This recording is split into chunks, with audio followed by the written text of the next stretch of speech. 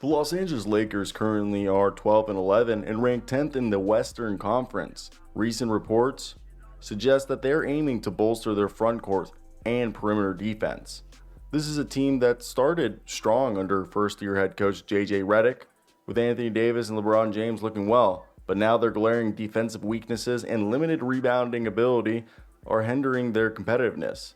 No Lakers video can start without us talking about their current draft asset situation, which they have one or two picks that they really would trade, and I don't see them trading anything more than the one first-round pick that would be heavily protected or multiple second-round picks. And shown on the screen right now are said picks, and they are currently $30,000 below the second tax apron, meaning they can only send out contracts and they can't take back the same amount of salary.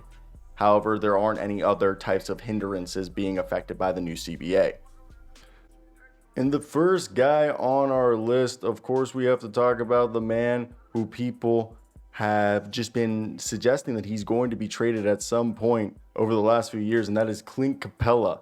Clint Capela currently is a guy that is making $22.2 million, and our suggested trade right here would be Clint Capela for D'Angelo Russell, who's an expiring $18.6 million deal, while packaging him with the Jalen Hood-Schifino, who's a second-year player who had his team option declined.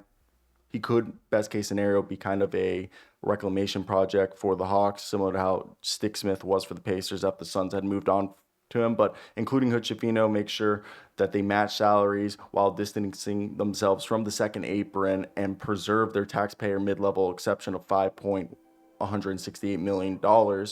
And the Hawks acquire a guy in D'Angelo Russell that they could turn this into a three-team deal and maybe do something with that, or just kind of run it out and see what happens, as he could be the backup point guard six-man that they've needed, which would be interesting in its own right.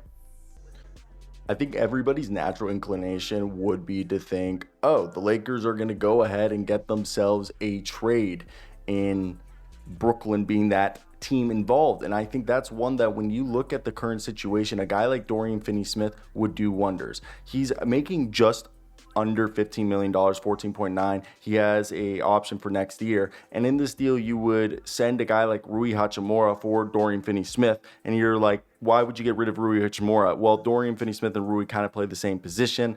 And if you didn't trade, the only other trade I would say that the Nets would be interested in would probably be a D'Angelo Russell and several second-round picks, or a heavily protected first, as doing this one-for-one match of salaries would make this deal work. It's less salary coming in than going out, which matches the CBA. The Nets get an upgrade in scoring and get a guy who could turn into a long-term player for them, or someone that they flip down the road, and they get a second rounder, while the Lakers get a two-way player that they desperately crave, which I think is huge.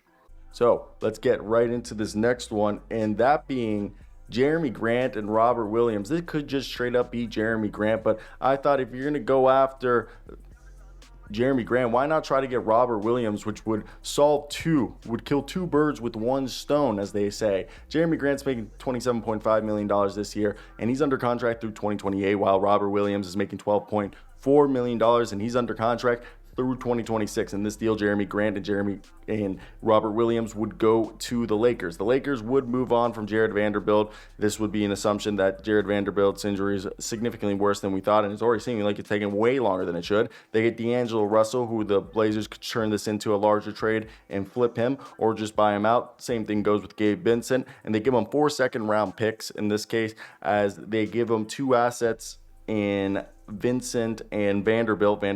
It could be a reclamation project for a team like the Blazers that could pay dividends down the road if it really does work out. So the rationale is by covering the salaries of Grant and Williams, it keeps the Lakers from spending their taxpayer mid-level exception, which they can still use to sign a buyout guy, and they get a starting wing and a big who's capable of being an elite backup or a starter if they wanted to put him next to Anthony Davis.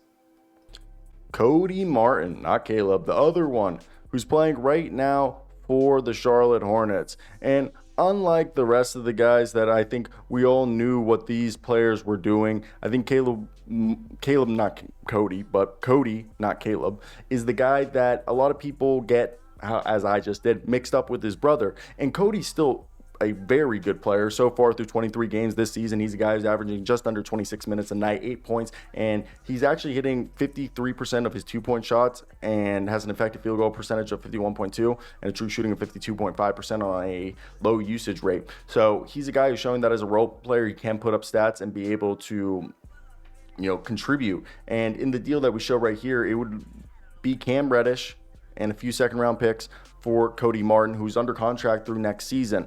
And this deal, unfortunately, you would be using your taxpayer mid-level exception as you add Cody Martin's defense and his scoring ability while getting a guy who has salary, a very flexible salary to go into next year, and it's only going to cost you the 2027 first-round pick.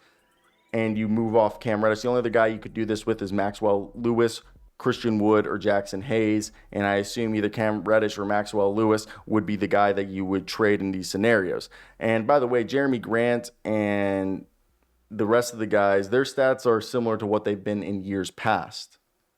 Just making note of that because we didn't earlier. Feels like this has been a package that the Kings have been trying to trade for a while now, and there's nothing wrong with it. A switch big and a swingman in Trey Lyles and Kevin Huerter. The two salaries right there brings you to just under $25 million. And Trey Lyles hasn't done much this year, and nor have Kevin Huerter in terms of that stand out. They're actually kind of having rather quiet years, and Kevin Huerter, since going to Sacramento, isn't the guy he's three-point shooting-wise that he was in Atlanta. Your assumption is new system would make Kevin Huerter figure it back out, similar to how he looked when he played for the Hawks. And in this deal, you get a stretch big who can play the 4. He's more of a natural 4, but your assumption is you get a guy like Trey Lyles, he can play the 4 and the 5, small ball 5. And Kevin Huerter can be a large 2 guard who can also moonlight as a wing. And in this deal, you get rid of Gabe Vincent and Jalen Hood-Schifino. Maybe you have to throw in Maxwell Lewis if you want to make sure that you don't use any of your taxpayer mid-level exception, and you throw in a second-round pick. You get a bunch of shooting. You get swing players, as I mentioned, and the Kings get some guard depth and a second-round player for 2 players that they've been seemingly want to get off of the roster for a while. Kevin Huerter. So if they just did Kevin Huerter and Alex Len instead of spending all that money, and this actually really could just be a cheap deal in their eyes. And I didn't put in all the details, but Alex Len is tradable as he's a minimum salary, and he's not going to affect them.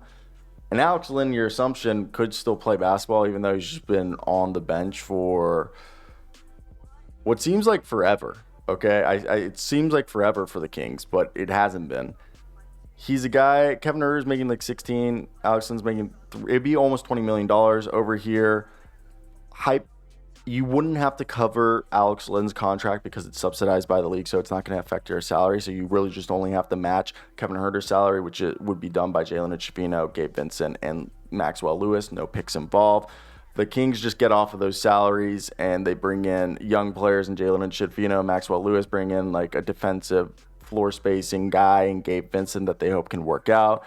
And Alex Len could be traded to a team over the cap because he's currently signed to a minimum salary, which means he can be acquired via trade even by a team exceeding the salary cap limited due to the minimum salary exception in the NBA. It allows for minimum salary trades. Teams over the salary cap can trade for players signed to a league minimum like Alex Len. There's no cap restrictions. There's no limit to how many minimum salaries a team can acquire through trades.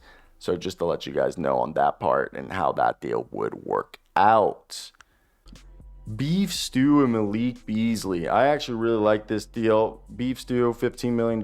He signed through 2028. And he's a guy who's kind of, you can see that they're moving forward with other players. Nothing against Beef Stew, but I think they're just, looking at Jalen Duren. Even Jalen Duren's been better on defense, but I think they think the ceiling is higher with him, so they're focusing on him. Malik Beasley is someone who's been playing well for them. He's on an expiring contract of $6 million. He's a familiar face. In this deal, you would send them Jalen Hood-Schifino, Jackson Hayes, and Gabe Vincent, and you would send them 2 second-round picks in 27 and 2031. You get yourself a front-court help who can either be a nonstop hustler off the bench or be a starter alongside Anthony Davis, and you bring in a familiar face who can be your starting shooting guard or off the bench as a volume shooter. And he's already been in LA, so he's a guy that you know what it is. And then in the Pistons, you get 2 second-round picks, a potential reclamation project, and Gabe Vincent and Jalen Hood-Schifino, or even Jackson Hayes. So And at least with Gabe Vincent, he should also be a solid veteran guard for this team that, obviously they would like to have some help. And I think he's someone that they would be very much interested in. Larry Nance. I try to think of anybody else who could be thrown in this deal. It's Jared Vanderbilt, Jalen Hood-Schifino for Larry Nance. And you're like, oh, why would they do this? Or is there anybody else? Vit Krejci, Garrison Matthews seem to be guys that the Hawks like. All the depth guys on the Hawks seem to be guys that the Hawks really like. And in this deal, the Lakers maybe sign somebody through the buyout market with their full taxpayer mid-level exception of $5.1 million. And they're like, oh, we still need a big. And Larry Nance is a 4'5", small ball 5, non-shooting 4, good passer, good rebounder. And here the Hawks are even though a guy like Larry Nance is touted as a veteran leader, the Lakers decide that Jared Vanderbilt's not going to come back to the guy he once was. They need to move that money off. They get an expiring deal. They move off Jalen and Schifino. So the Hawks get 2 reclamation projects, and the Lakers bring in a frontcourt help and hopefully are able or had already signed a guy through the buyout market with this deal, which would just mean they've been able to improve not only you'd assume that the buyout market addition would be a perimeter perimeter defender and shooter, while also getting now Larry Nance. Bojan Bogdanovic and Dorian Sharp. Personally, I think Bojan's just going to get bought out. A lot of people, in my opinion, from what I've heard, are just not interested in getting a guy that it seems if he doesn't get traded at the deadline, he more than likely will ask for a buyout.